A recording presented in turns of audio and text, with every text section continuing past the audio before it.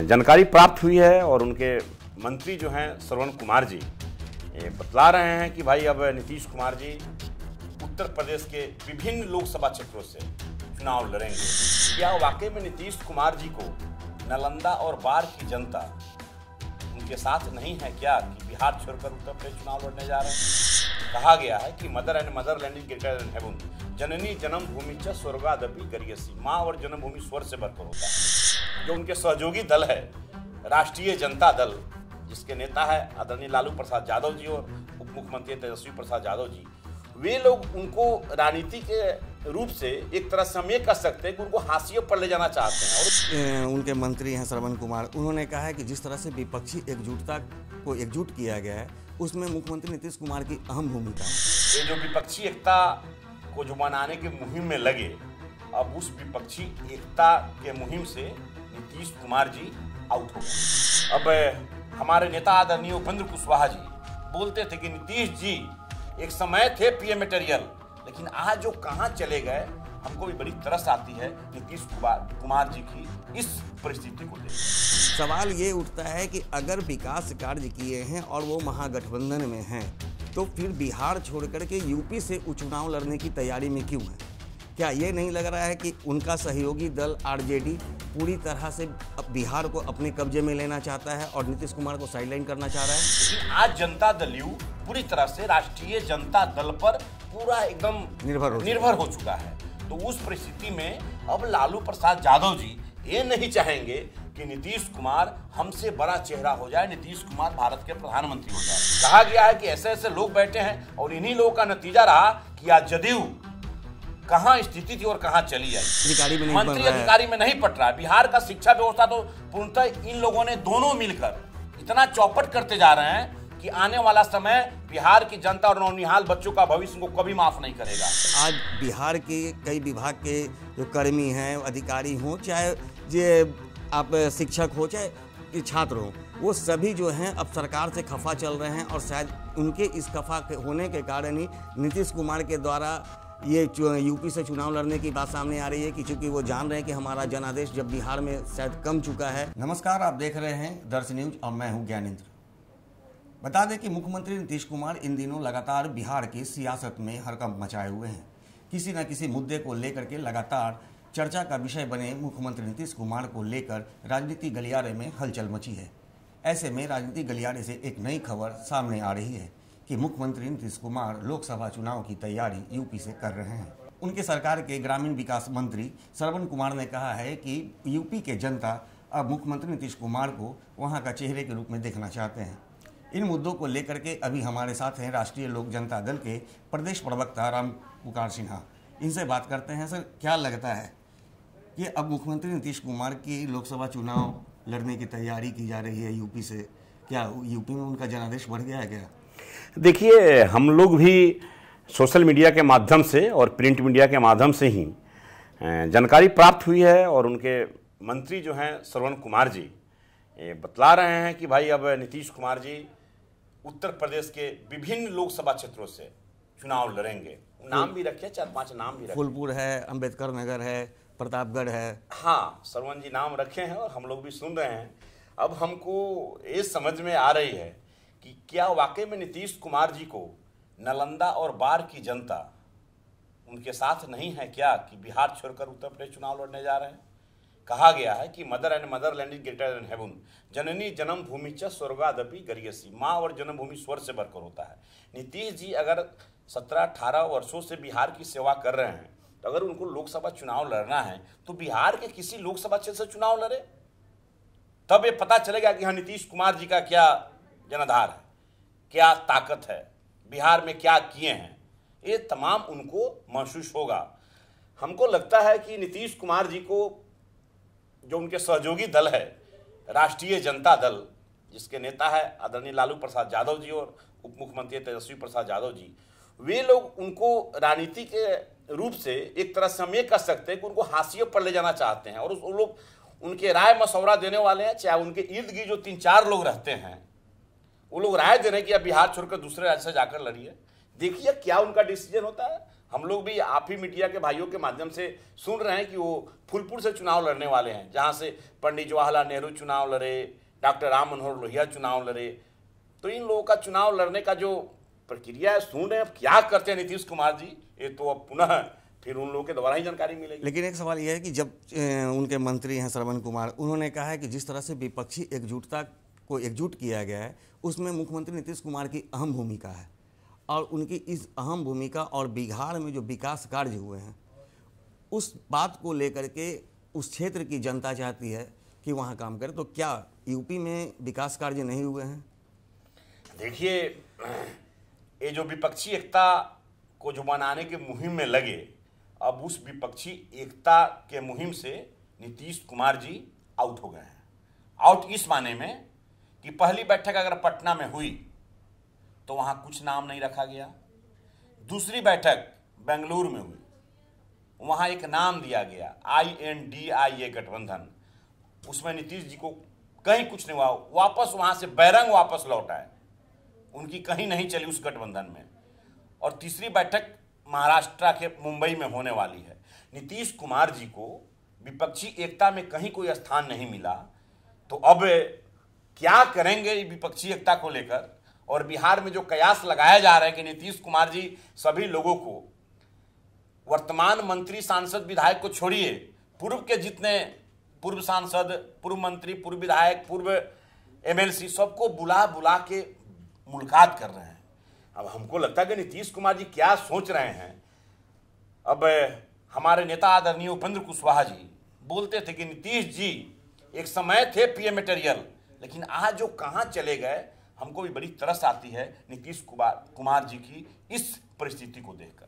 आपके राष्ट्रीय अध्यक्ष उपेंद्र कुशवाहा काफ़ी समय तक नीतीश कुमार के साथ रहे हैं, मंत्री भी रहे हैं, तो क्या उन्हें अंदरूनी क्या ऐसा बात सामने मुखर कर आ रही थी कि उन्हें लग रहा था कि ये PM का चेहरा हैं, लेकिन अचानक से उपेंद्र कुशवाहा ने जब उनका साथ छोड़ा तो लगातार उन पे हमले किए जा रहे हैं और कई तरह के आरोप लगाए जा रहे हैं कि उनके सहयोगी कुछ जो नेता इर्द गिर्द रहने वाले हैं, जिनके कारण आज उनकी दशा बद से बदतर होती जा रही है। और ऐसा भी समय, जैसा कि उपेंद्र कुशवाहा ने कहा है, कि जब जदयू पूरी तरह से समाप्त हो जाएगा।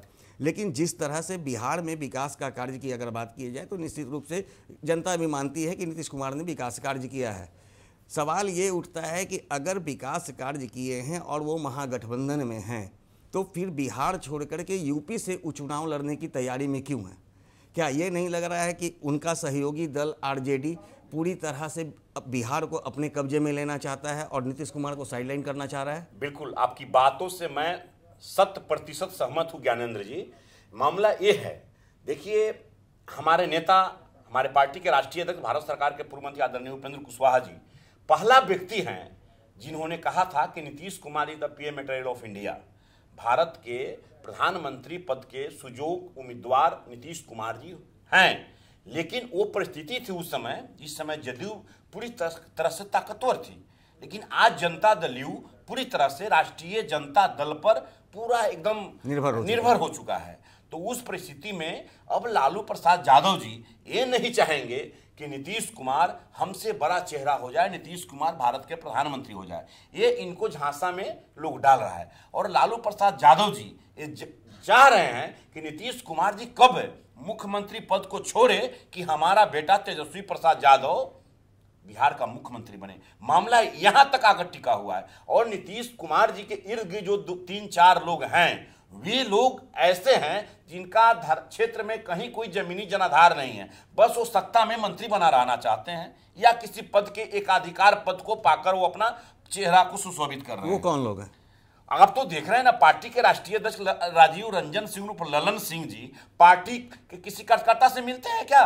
वो तो एकदम मठाधीश बनकर बैठे हुए हैं। और 2-3-4 लोग और हैं, संजय झा जी हैं, अशोक चौधरी जी हैं, ये हैं विजय चौधरी जी हैं। इन लोगों का अगर क्षेत्र में कहीं कोई अपने प्रभाव से, अपने सामाजिक परिस्थिति से किसी कम से कम 1-2 लाख वोट को प्रभावित कर दे, तब हम समझेंगे कि नीतीश जी के पक्के लोग, सच्चे सिपह सलाहकार है। लेकिन ये लोग तो कहा गया है कि ऐसे ऐसे लोग बैठे हैं और इन्हीं लोगों का नतीजा रहा कि आज जदयू कहाँ स्थिति थी और कहाँ चली आई। इस पर मैं ज्यादा टिप्पणी नहीं करना चाहूँ। जदयू एक वर्तमान समय में राष्ट्रीय जनता दल के सहारे चल रही है और ये लोग जल्दी चाह रहे हैं कि कब नीतीश कुमार जी का राजनीतिक नेस्तनाबूद कर दे। अब तो बिहार से लोग अब उत्तर प्रदेश भेज रहे हैं नीतीश जी को, देखे ना क्या होता है। हम लोग तो इंतजार करेंगे नीतीश जी के, ये लोग सिपा सलाहकार लोग क्या कर रहे हैं। लेकिन राम पुकार जी, यहाँ यूपी चुनाव लड़ने से पहले बिहार के भी एक दो सीटों पर बात हुई थी, चर्चा चल रही थी कि नीतीश कुमार जो है पटना साहिब से या फिर सोनपुर लोकसभा क्षेत्र से भी चुनाव लड़ सकते हैं, उसके किसी इलाके से। तो उस पर बीजेपी के जो आपके विपक्ष के नेता हैं विजय कुमार सिन्हा, उन्होंने साफ खुलेआम एक चुनौती दे दी है कि वो बिहार के किसी भी लोकसभा क्षेत्र से अगर चुनाव लड़ते हैं तो वो कभी नहीं जीत पाएंगे और उन्हें लाख वोट से अधिक मतों से उन्हें पराजित होना पड़ेगा। तो ऐसे में क्या लगता है कि जिस तरह से बीजेपी के द्वारा एक खुली चुनौती दी गई है, कहीं उसे देखते हुए इसे एक प्रोपेगेंडा तो नहीं बनाया गया जदयू की ओर से कि बिहार को छोड़ करके यूपी से वो चुनाव लड़ेंगे? देखिए, बिहार की जो मौजूदा स्थिति है उस पर मैं कह सकता हूं कि अभी बिहार का शिक्षा विभाग को देखिए। एक तरफ राजद कोटे से मंत्री हैं प्रोफेसर चंद्रशेखर जी और दूसरी तरफ के पाठक चीफ सेक्रेटरी हैं, प्रधान सचिव हैं। आज क्या दोनों का स्थिति बना हुआ है बिहार में? पूरे बिहार के शिक्षक सरकार के खिलाफ और आक्रोशित है, चाहे जिस जाति धर्म संप्रदाय के लोग हो। मंत्री अधिकारी में नहीं पट रहा है। बिहार का शिक्षा व्यवस्था तो पूर्णतः इन लोगों ने दोनों मिलकर इतना चौपट करते जा रहे हैं कि आने वाला समय बिहार की जनता और नौनिहाल बच्चों का भविष्य को कभी माफ नहीं करेगा। दूसरी बात, भी पूरे बिहार के कर्मचारी संघ, अभी देखिए स्वास्थ्य विभाग के आज ही आशा कर्मियों का आज विशाल धरना प्रदर्शन राज्यव्यापी कार्यक्रम है पटना में। लगभग 23 दिनों से हड़ताल पर। हाँ, 23 दिनों से हड़ताल पर है। सरकार इसकी सुधि नहीं ले रही है। जो गांव स्तर से हमारा नेता इस पर आवाज बुलंद किए हैं, हमारा नेता प्रेस कॉन्फ्रेंस करके आदरणीय उपेंद्र कुशवाहा जी बोले कि स्वास्थ्य कर्मियों का अविलंब जो मांग है उसको बिहार सरकार को गंभीरता पूर्वक इस पर बात करनी चाहिए और उनके नेताओं से बात करके इस मामले का समस्या का समाधान करनी चाहिए। लेकिन स्वास्थ्य मंत्री को भी इसका कोई मतलब नहीं है, क्या बात करे क्या नहीं करे। आज पूरा बिहार का कर्मचारी संगठन, चाहे शिक्षक हो, आशा कर्मी हो, विभिन्न प्रकार के सभी लोग आक्रोशित पड़े हुए हैं। क्या ये समझा जा सकता है कि जिस तरह से आज बिहार के कई विभाग के जो कर्मी हैं, अधिकारी हों, चाहे ये आप शिक्षक हो चाहे छात्र हों, वो सभी जो हैं अब सरकार से खफा चल रहे हैं और शायद उनके इस खफा होने के कारण ही नीतीश कुमार के द्वारा ये यूपी से चुनाव लड़ने की बात सामने आ रही है कि चूंकि वो जान रहे हैं कि हमारा जनादेश जब बिहार में शायद कम चुका है और ये अपने जनादेश को अब वहाँ ले जाना चाहते हैं। तो क्या लगता है कि अगर वो यूपी से चुनाव लड़ते हैं तो उन्हें सफलता मिल पाएगी? देखिए, जहां कहीं भी जाए नीतीश जी के कुछ लोग हिमायती जो आज बने हुए हैं, जिसके खिलाफ संघर्ष करके नीतीश जी मुख्यमंत्री बने, 15 साल उस शासन के खिलाफ लड़कर नीतीश जी मुख्यमंत्री बने, आज उनके हिमायती बने हुए हैं। वो कभी नहीं चाहेंगे कि नीतीश कुमार जी कोई बड़ा पद पर जाए। आज बिहार की जो स्थिति बनी है, कटिहार गोलीकांड, आज वहां की जनता अपनी मांगों के लिए आंदोलन कर रहा है तो बिहार की पुलिस गोलियों से भून देता है और जहां एक साव समाज के लोग, एक अल्पसंख्यक समाज के लोग मौत के घाट उतार दिए जाते हैं। और जो बिहार सरकार कहती है कि माई समीकरण के आधार पर हम सत्ता चला रहे हैं, तो क्या स्थिति बनी हुई है। आज देखिए स्थिति दरभंगा में सांप्रदायिक तनाव हो गया, वहां किस प्रकार की स्थिति बनी हुई है। एक दलित समाज के व्यक्ति मर जाते हैं कैंसर से और उस व्यक्ति को श्मशान भूमि ले जाया जाता है, तो क्या स्थिति बनती है, वहां कैसा तनाव उत्पन्न होता है, ये सब सोचने की बात है।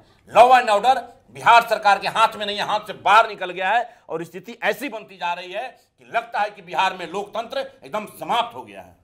तो ये माना जा सकता है कि अगर ये यूपी से चुनाव लड़ते हैं तो आप यूपी में देखिए कि समाजवादी पार्टी हो चाहे बहुजन समाज पार्टी हो, काफ़ी बड़ी पार्टी है यूपी की। जब जिस तरह से वहाँ बीजेपी की सरकार बनी